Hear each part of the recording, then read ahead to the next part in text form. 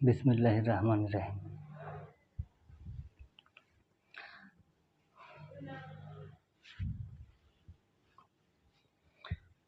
আমি আসলে কথা বলতে চাই আজকে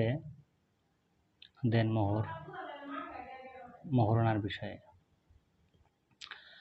আমার কাছে দেনমোহর বলতে শাব্দিক অর্থে আমি যেটা বুঝি, দেন মোহর দুটা শব্দ। দেন মানে দেন, আমাকে দাও। মোহর মানে তো মোহর, টাকা, স্বর্ণ। তো দেনমোহর মানে হচ্ছে আমাকে দেন, মোহরানা দেন, আমার অর্থটা দেন, আমার প্রাপ্যটা দেন। অর্থাৎ মেয়ে ছেলেকে বলতেছে যে আমার পাওনাটা আমাকে দিয়ে দেন। আর মোহরানা বলতে আমি যেটা বুঝি, মোহর এবং আনা দুটো শব্দ। একটা হচ্ছে মোহর আর একটা আনা, অর্থাৎ টাকাটা নিয়ে আসা। যেমন মেয়ের বাবা বা মেয়ের মা যদি বলে যে মোহর আনছো, টাকাটা আনছো, মানে এটা পাওনা, কই সে টাকাটা।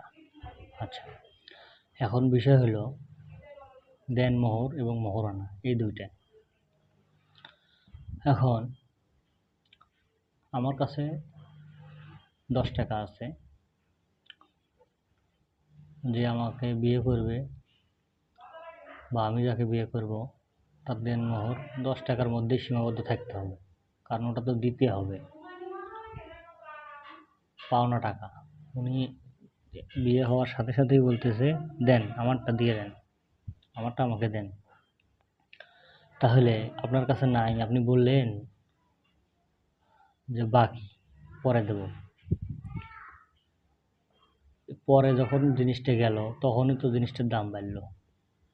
এখন আছে নগদ 10 টাকা, 10 টাকায় দিলেন, কিন্তু যখন আপনি বাকিতে গেলেন তখন তো 10 টাকা তারা মানবে না। বাকির সিস্টেমটাই তো জিনিসটা নষ্ট করছে।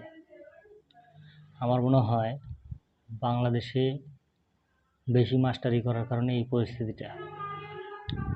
অন্যান্য রাষ্ট্রে আমরা শুনি মোহরানা দিয়েই বিয়েটা করে, কিন্তু বাংলাদেশে এটাও বাকি। কি আজব বাংলাদেশ, সব কিছুই বাকি, সব জায়গায় বাটপারি। বাংলাদেশে আইন আদালতে যত মামলা দেখি, অনেক মামলা দেখি মেয়েরা স্বামীকে তালাক দেয়,